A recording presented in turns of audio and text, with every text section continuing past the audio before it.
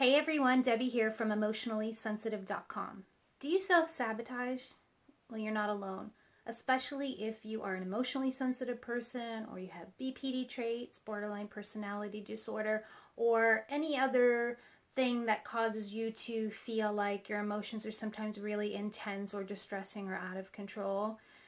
That kind of state of mind can lead us into unwanted behaviors, undesired behaviors, things that we wish we could change, but we may not have the tools, we may not have been taught the tools, or may not have had the support to practice the tools in order to start countering that. And I am no stranger to self-sabotage. I actually lived in that whole crisis to crisis mode and would have little patches of good times and things going right, and then I would self-sabotage, and that was the pattern over and over and over again. Fortunately, that's in my past and becoming my distant past for the most part. But there was a time when that's really where I was stuck. So I have a really huge heart for people that are in that spot and are starting to wake up, if you will, and starting to say, I keep doing this. I keep sabotaging, and yet, I'm a smart person. I have these gifts and abilities. I have talents.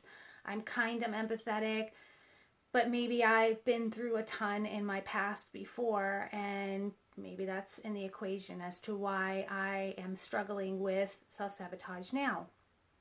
But one of the things that can be a cause of self-sabotage, and because there are so many things, right, and so many combinations of things, but one of the things that is lesser talked about, that doesn't get a lot of attention, but I think is really important personally, and from what I see with the people that I work with at emotionallysensitive.com, is sometimes we sabotage because we don't believe we deserve any better, and we get scared when things start to get better. I know personally in my history, in my childhood, there was a lot of crises in my family. It was an abusive environment. It was scary. It was one thing after the other. And just when it would start to get calm, something terrible would happen, some type of crisis. So I got used to that. My nervous system, my developing nervous system as a young child, got used to this situation where the calm was always the calm before the storm, right? It was always something. If things felt good and things felt like they were going well, I couldn't really sink into that and fully enjoy that and absorb it because I was anticipating that something was around the corner, which led to, in adulthood, these patterns of when things would get quiet and things would get calm and things seemed to be going well, if there wasn't some outside force, like before it would be something to do with my parents that would cause, this big disruption or crisis. As an adult out in the world, not having necessarily someone else cause a crisis situation, I began unconsciously, for the most part, right, creating situations and not realizing that I had a part to play in it and that I had some responsibility and that I could make some changes to change how I approach things and how I handled my emotions and how I handled thoughts and how I handled the fears and insecurities that would ultimately change my life and stop the self-sabotaging. So my hope is I can spare anyone who's watching this some pain and suffering if you identify with what I'm saying and you're like, oh my gosh, this message is so timely. So the thing about this is, okay, I'll share something with you guys, a personal anecdote that some of you already know, which is that about 16, 17 years ago, I was homeless. And I had a car, but the door is practically falling off of it. I had to sleep in it many a night. I slept in shelters. I ate fast food that they were getting rid of at the end of the night, when they're going to throw out food.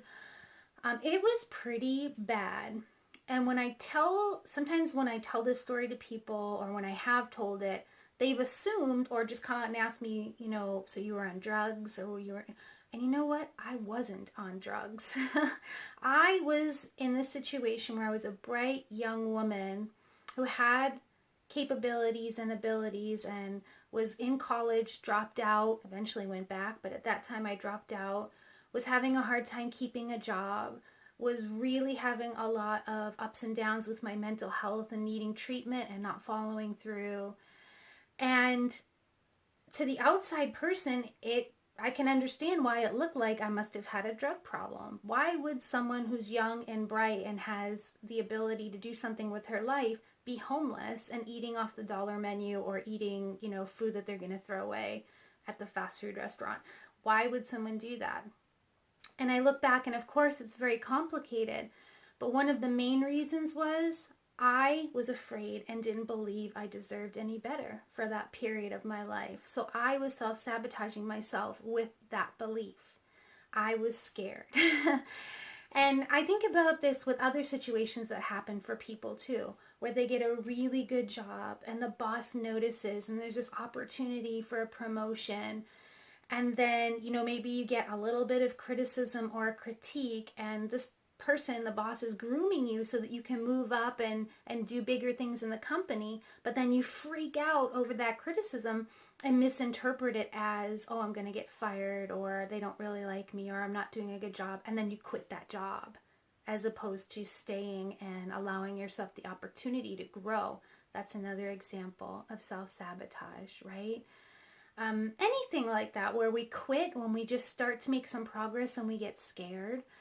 So there are tons of skills that we can actually do when we're experiencing distress to counter these types of thoughts, to start to look and have this inner wisdom approach to, balancing the emotional aspects of things with the rational mind aspects of things to make better decisions and not sabotage ourselves. And there are times when we're in situations where we're experiencing distress and we're tempted to do things, to engage in behaviors that we really don't want to do anymore, patterns, old stuff, whatever it might be, self-sabotage. And let's say that this comes on when we're facing something that's really, really stressful that we can't do anything about, that we can't change. Just something has happened in life. There's a life circumstance, and at that moment in time, there isn't a solution. It's not possible to problem solve. And so the easy route for our brain is to go to these behaviors that give us instant relief and that help us to feel better pretty much immediately. But oftentimes the relief is very short-lived, and we end up dealing with both short and long-term consequences. So yeah, it feels great that I just, maybe had a drink or used a drug or self-harmed or whatever. Like maybe for that moment, that seems effective because it helped to bring down the stress and to allow me to feel a little bit more relieved and have less suffering in that moment. But with all of these self-sabotage behaviors, including, I'll just quit the job, or I'll just drop out of school, or, in that moment in time might feel like that feels good. And that's why people keep doing those types of behaviors, because it does seem like it works. But what happens when we start to wake up, when we start to realize that these are patterns that are ultimately hurting us, that these are patterns that even though they feel or help me to feel better in the very, very short term, that there are short-term and long-term consequences. We're burning out relationships. We're feeling exhausted. We want to be better people. We want to build lives that we feel are worth living and not tear them down and sabotage them every few weeks or every few months. We want to take care of ourselves and change our lives. And there are plenty of skills that we can learn that can begin to help us in those moments.